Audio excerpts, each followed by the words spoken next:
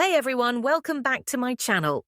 Today I'm going to guide you through the process of downloading and installing the REDnote social app on your device.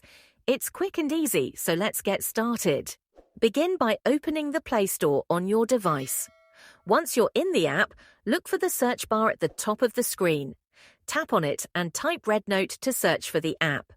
Scroll through the results and locate the correct app by matching its name and logo. When you've found it, tap Install to start the download process. Depending on your internet speed, this may take a few moments.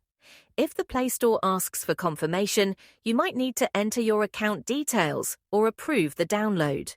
After the app finishes installing, you'll see an Open button.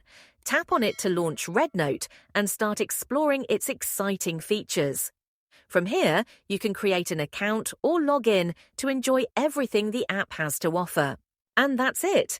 If this video helped you out, don't forget to give it a thumbs up and subscribe to my channel for more detailed tutorials and tech tips.